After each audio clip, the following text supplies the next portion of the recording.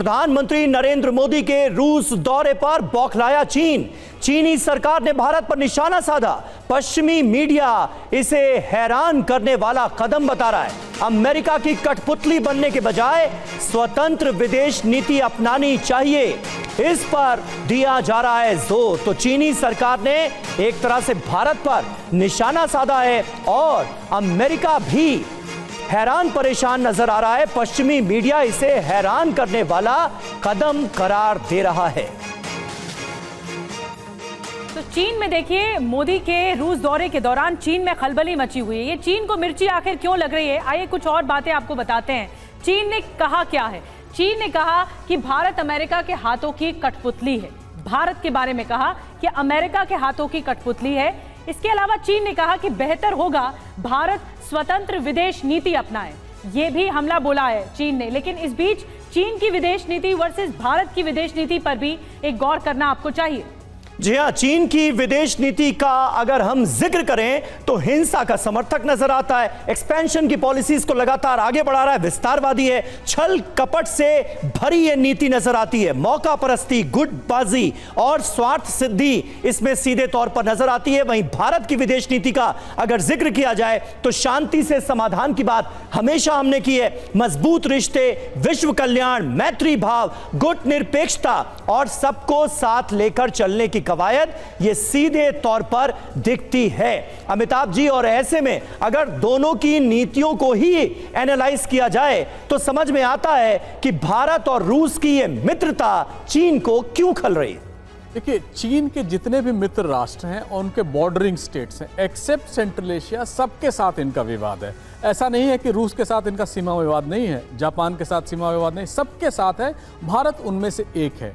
रूस को भारत से दोस्ती का अगर हाथ बढ़ा रहा है तो चीन को उससे सबसे ज़्यादा ऑब्जेक्शन इसलिए भी हो रहा है क्योंकि इस समय रूस के साथ भारत खड़ा दिखता है और उसके अमेरिका या पश्चिम के साथ भी संबंध अच्छे हैं।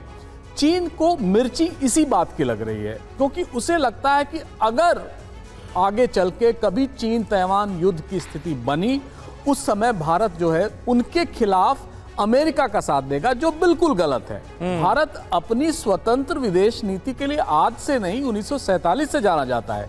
हमने नॉन अलाइंड मूवमेंट ज्वाइन किया, हमने Commonwealth group of ministers join किया, लेकिन हमने अपनी स्वतंत्र विदेश नीति बनाए रखी। इस समय चीन को यह पूरी तरह से कंफ्यूजन हो रहा है कि वो एक सुपर पावर बन गया है और अमेरिका और अमेरिकी मीडिया उसको हवा दे रहा है, जबकि सबको पता है इस समय चीन भारत की तुलना में भी अगर कंपेयर किया जाए तो 1962 वाली स्थिति हमारी नहीं है, हम बहुत कैपेबल हो गए।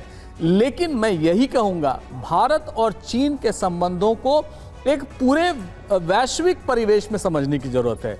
भारत को चीन के साथ जी अगर वैश्विक संबंध में समझने की जरूरत है तो क्या चीन इससे एक्सपोज नहीं हो जाता? ये तो कूटनीतिक है, अमेरिका भी यही नीति अपनाता है लेकिन सामने वो दोस्ती रखता है। कुछ बातों का एडजस्टमेंट मुल्कों के बीच में होता है, लेकिन चीन अपने आप को इस तरह से विरोध करके, विरोधाभास स्थिति में रखकर एक्सपोज कर दे रहा है।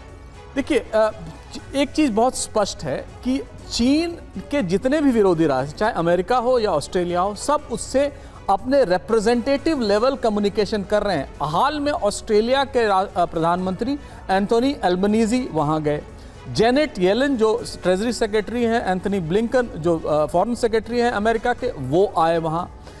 इस समय जो सबसे बड़ा उनका ऑब्जेक्शन है चीनियों का कि भारत के साथ उनके राजनयिक संबंध मंत्री स्तर पर और प्रधानमंत्री स्तर पर नहीं हो पा रहे हैं, जिनका उनको खामियाजा भुगतना पड़ रहा है। और चीन भी वैसे ही कर रहा है, कुछ भारत से संबंध वो बनाना नहीं चाहता है। 2022 में जब अस्ताना में मीटिंग हो रही थी, उज्बेकिस्तान में मीटिंग हो रही थी एससीओ की, तो प्रधानमंत्री गए थे, इन दोनों की मीटिंग नहीं हुई। G20 के मीटिंग में वहाँ के राष्ट्रपति, चीन के राष्ट्रपति भारत नहीं आए। ये एक कोल्ड वॉर जो है नहीं सिर्फ वेस्ट के साथ चीन दिखा रहा है, बल्कि भारत के साथ भी वो दिखा रहा है। इसलिए ठीक है, ये तो रुख हो गया दुश्मन मुल्कों की इस वक्त मौजूदा स्थिति क्या है और उन पर इस मुलाकात का क्या असर पड़ता हुआ नजर आ रहा है। लेकिन डिफेंस के सेक्टर में आत्मनिर्भर भारत का जो सपना देखा गया है एसवीपी सिंह साहब, वो कैसे साकार होता हुआ दिख रहा है इस दौरे के चलते? जहाँ तक आत्मनिर्भर डिफेंस का है मामला जी। देखिए, सबसे पहले मैं कहूँगा कि जो सप्लाई लाइन है, लॉजिस्टिक सप्लाई लाइन स्पेयर्स की, जो कि हम बनाना शुरू कर दिया है, क्योंकि रूस इस समय यूक्रेन की लड़ाई में लगा हुआ है और जो सप्लाई उसमें काफ़ी कम पड़ गई हैं।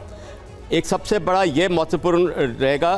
दूसरा है कि S-400 mobile air defence system जो हैं, हमारे को 3 सिस्टम मिले हैं, जबकि अभी तक 5 के 5 आने चाहिए थे।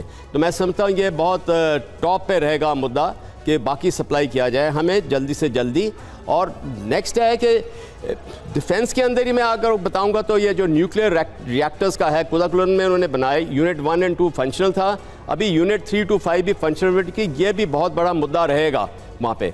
और Su-57 का ऑलरेडी आपने कवर कर दिया है, टैंक एम्यूनिशन का आपने कवर कर दिया है, और वैसे ही मैं समझता हूँ कि बाकी जो डिफेंस एग्रीमेंट्स पाइपलाइन में आएंगी, जिसमें आत्मनिर्भर डिफेंस जो कि हम खुद बनाना चाहते हैं, और रूस से सबसे बड़ी फ़ायदा हमें ये होता है कि जॉइंट प्रोडक्शन हम करते हैं शुरू, अपनी फैक्ट्री इस्टेब्लिश करते हैं और बाद में हम इंडिपेंडेंटली मैन्युफैक्चर कर सकते हैं। इसमें रूस ने हमें बहुत बड़ा हाथ दिया है, कंधों के कंधा मिलाया है, और मैं समझता हूँ कि डिफेंस लाइन जो हमारी है रूस के साथ कामयाब रहेगी। जितना भी हम अपनी फ्लेक्सिबिलिटी दूसरे देशों के साथ दिखा लें, ये एक मुद्दा हमारा टॉप पे रहेगा।